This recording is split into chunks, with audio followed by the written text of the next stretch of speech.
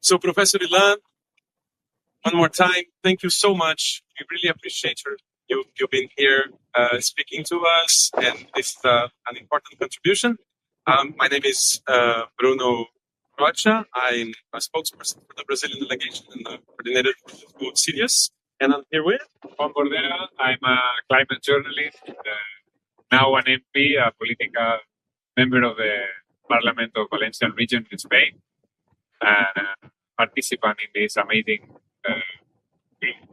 global Flotilha. Yes, and to us, being able to talk to you and listen to you and your assessment on what's going on right now is a great opportunity to give a contribution in the sense of deepening the political reflection about the moment that we're living now. So again, thank you very much, Professor Ilan. It's a great pleasure to be with you. Okay, then I'd like to start our conversation asking you, considering that in your work, you classified Israel's policy of ethnic cleansing of the Palestinian people in Gaza as incremental genocide, right? That's a very important concept, and this has been combined, in your view, with the open-air prison model, stripping Palestinians of all their civil rights. So I'd like to start the conversation asking you, how do you view the current situation with the ground invasion of Gaza City by Netanyahu's army, and what does it represent for the goals of the Zionist entity?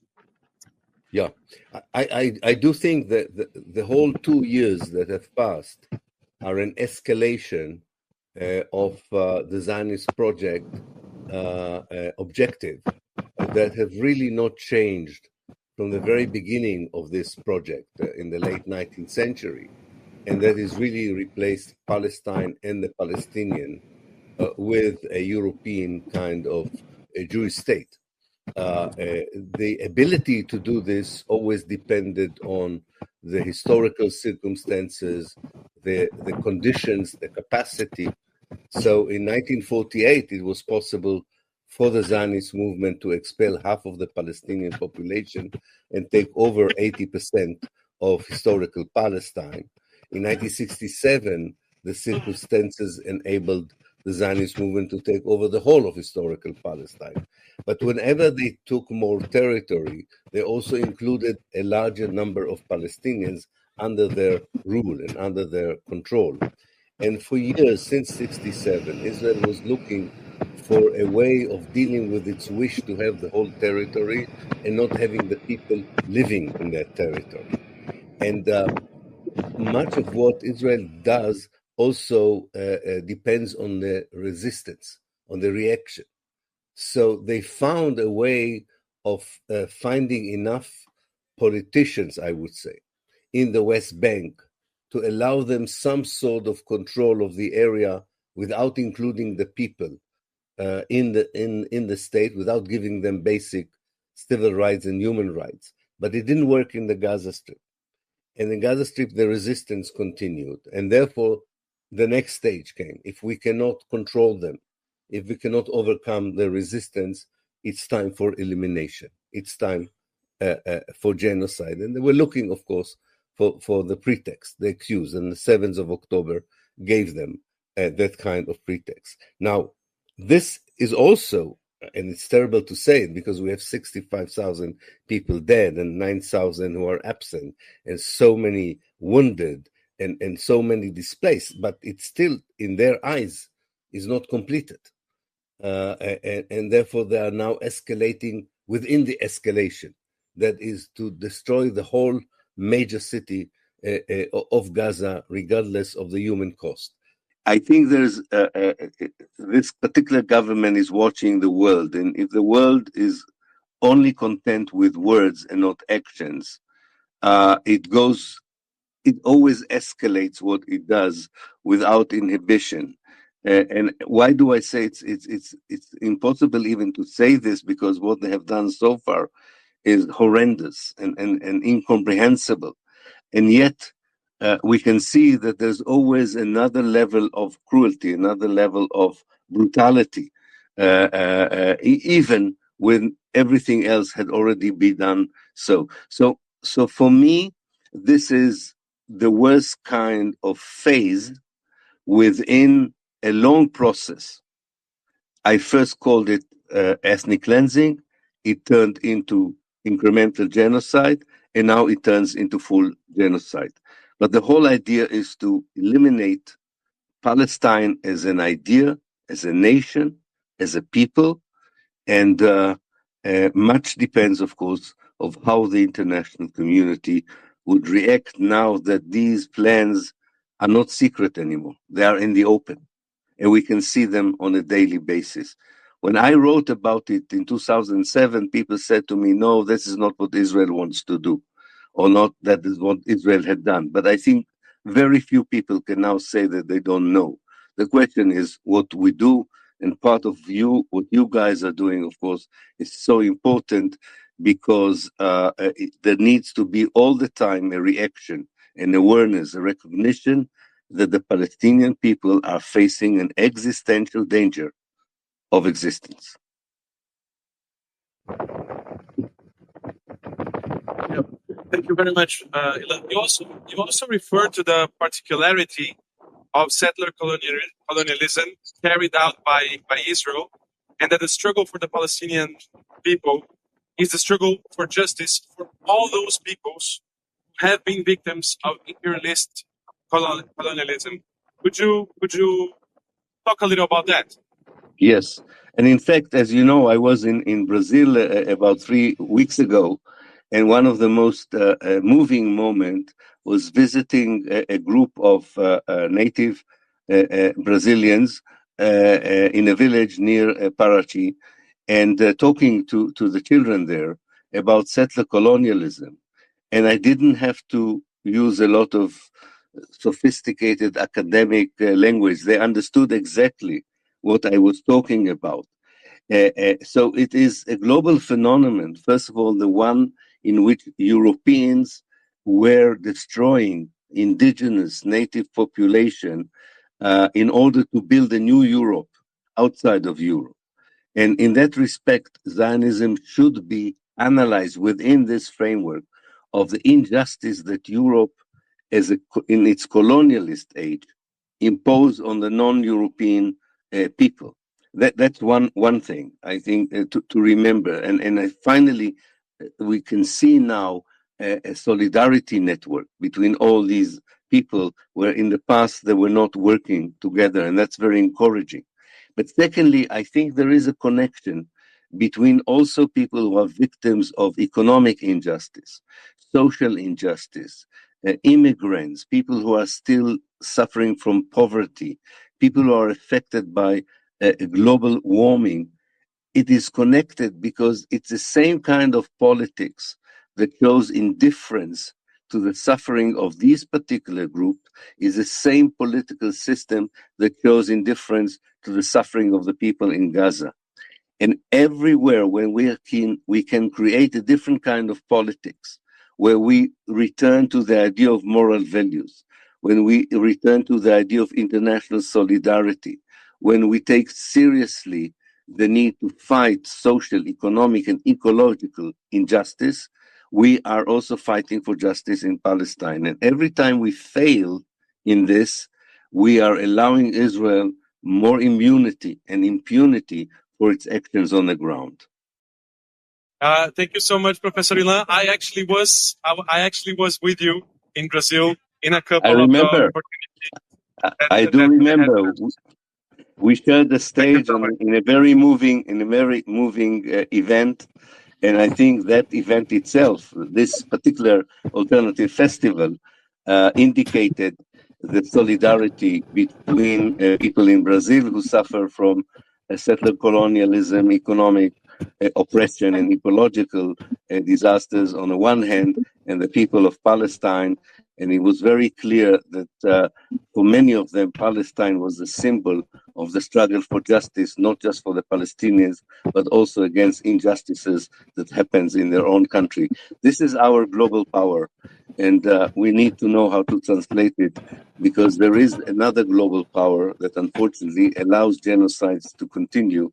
But we should be hopeful that we are creating the right network and institutions to challenge it and create a different world in Palestine and elsewhere.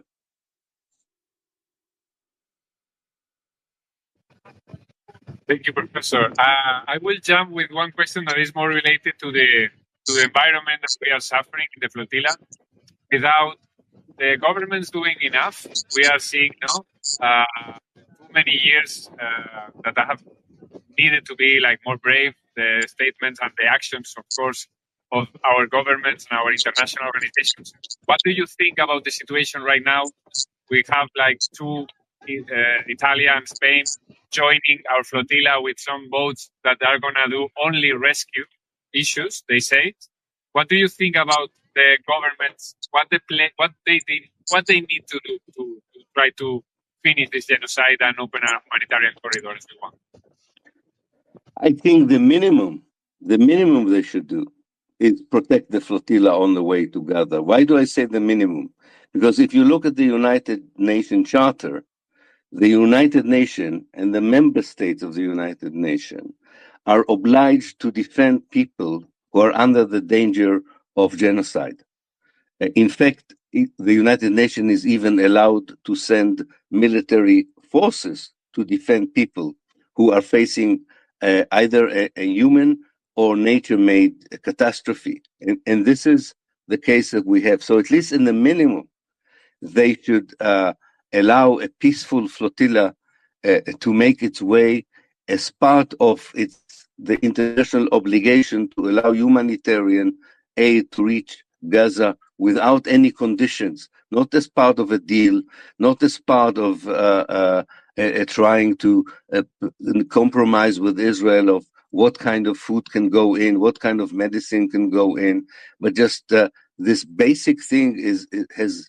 I still don't understand how anyone in any government is still debating what they should do on it. The Mediterranean is not an Israeli lake. It belongs to, it's a Euromed lake. And in this Euromed lake, there are countries with power, with navies, with responsibility for free transfer, for humanity. All this seems to be not respected when it comes to Israel and Palestine. And this has the danger of affecting our confidence in international law and international cooperation. So I do hope that they would understand that this is not just about Gaza. This is really about the future of this whole area and its ability to deal with issues of immigration, which bothers so many people, and poverty and ecology. This is part of it. Are we acting together in the name of the value system that, at least on paper, we all believe in? The basic human rights and civil rights of people to live, to eat, to get medical aid when they need it, to be defended from destruction, human-made destruction. All this is really something that should come as natural, as almost like second nature to the government.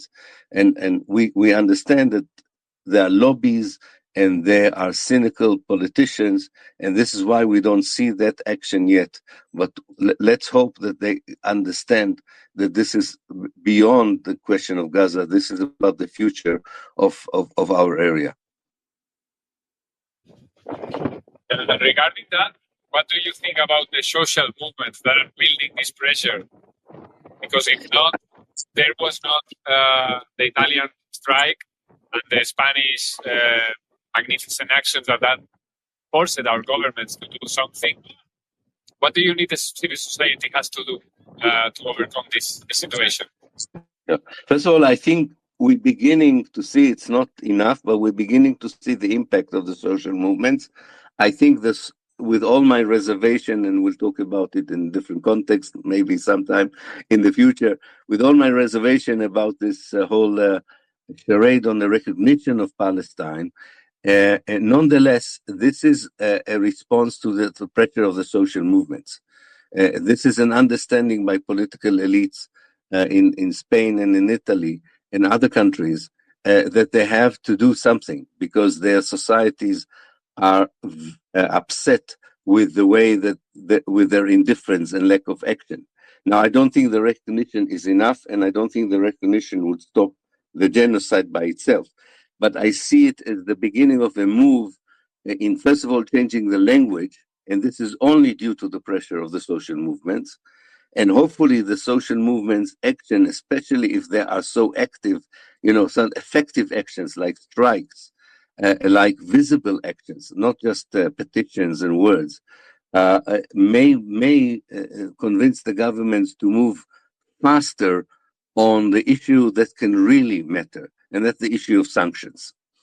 That's the only thing that can really begin to be effective. No symbolic actions, but proper sanctions. And the governments have the tools. They don't even need the whole EU to agree to that, because unfortunately there are members of the EU that are not very supportive of these actions. But I think this is what we expect them to do at the minimum in order to stop the genocide. Thank you so much, Professor Ilan. Following on that, actually, we've been seeing that this movement in this past few days of recognition of the Palestinian state by UK and France, while Trump is very, very clearly positioning himself and the United States administration as Israel's foremost ally in the genocide. Some other imperialist countries in Europe have sought to hide their role in the genocide doing this. However, as you said, the terms don't guarantee Palestinian self-determination. And moreover, these same powers continue to actively collaborate with the genocide by selling arms to Israel and persecuting pro-Palestinian movements in their territories, right? So do you think this reinforces the idea that the struggle for Palestine is can only be by its essence an anti-imperialistic struggle? Yes, and also an anti-Zionist struggle. I don't see any other way of avoiding it. Recognizing a small Bantustan in Ramallah is totally sidelining most of the people of Palestine and most of Palestine as a country. It reminds me of the Oslo Accord. It sounds very dramatic and very historical, but if you look at the reality, it substitutes one form of occupation with another form of occupation.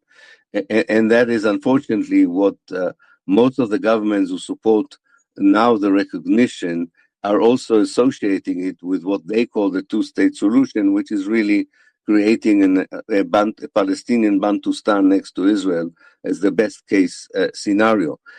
And this is not going to change the reality of oppression, of ethnic cleansing. And you're right. This is not just about the Zionist ideology and its wish to eliminate the Palestinians. It is the connection of that to this kind of global imperial populist, right-wing, neo-capitalist kind of networks where the United States is at the center, trying to do both things. First of all, impose its own solutions on people without at all considering their aspirations, without allowing them a voice in their future on the one hand, and at the same time trying to reap some economic dividends out of these kinds of political solutions, which are irrelevant and usually perpetuate oppression and colonization. So I do think it is something that we should talk, especially in the so-called the global South. How do we replace the network of imperialist countries with countries that don't have this imperial legacy in the Middle East and in Africa, and to together create an international network that does exactly the opposite, listens to the people themselves, to their aspiration, to their wish for self-determination, independence, and finding the ways of supporting them rather than trying to lay obstacle in the way, in the name of so-called strategic interests or economic interests. Thank you so much, Professor.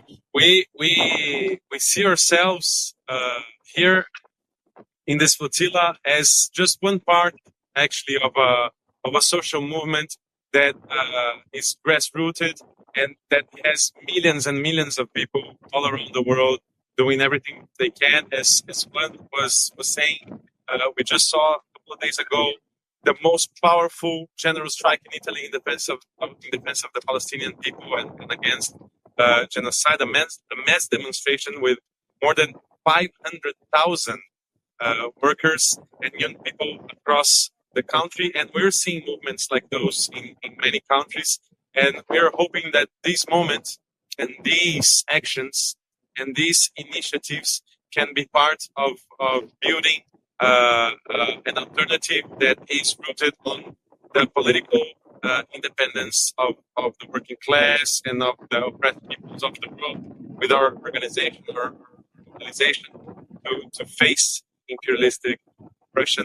And we see these moments as critical to strengthen the Palestinian people's struggle against genocide, because as you said, that is the heart and the center of all the struggles against economic exploitation, as you said, against imperialistic oppression and all the oppressed people's struggles all around the world. So, thank you very, very much. And I would like to ask you, I mean, we're on our way to Gaza right now. We will keep on doing everything we can to break Israel's illegal siege and bring humanitarian aid and also this political support to the Palestinian people. And I would like to send your message to the global Sumud Flotilla, to everyone that is involved in this effort, this pro-Palestinian movement around the world. Thank you so much.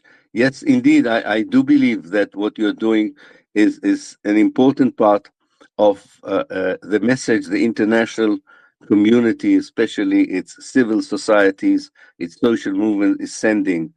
We are not standing by when these things are happening. We are doing all we can with all the means that we have, and this is a non-violent means to try and create a situation that ends ethnic cleansing, ends genocide and killing. And this is a reflection of a massive global sentiment that sees the case of Gaza as a symbol of the struggle against so many other injustices. And I'm sure the people of Gaza, as much as they are now desperate and do not see a way out of the situation, would welcome such an act, such a recognition that they exist, that people care, that people lose sleeps at night in order to find any possible way to end their suffering. I think that is very, very important. And I hope that on another level, it would put to shame the governments who have much more capacity and ability than you have for both the humanitarian aid and to change the reality, would feel shame and would hopefully, at least the more decent among them, among these politicians, would feel embarrassed and will take the example and understand that there is much that they can do. They cannot keep saying, well, there's nothing we can do. There's so much they can do. So at least to stop the carnage, to stop the genocide, and create the conditions for beginning decolonization, reconciliation that would benefit everyone, Jews and Arabs alike, between the river and the sea, living in equality, in liberation, in freedom, and not as we have it now, having the Palestinians living under apartheid, ethnic cleansing, and genocide. Thank you so much, Professor. I think we are so satisfied with this conversation. Thank you so much. Thank you so much. and good luck with everything, and keep in touch. And I hope all goes as well as one can hope for. And you and all of us are with you. I was in London in a conference with Jeremy Corbyn, and we talked with one of the other ships. I don't remember which one it was. And from London, we send our support and solidarity. So there are people, and I'm sure you're aware of it, watching, praying, and supporting with all their hearts and souls your sacred mission.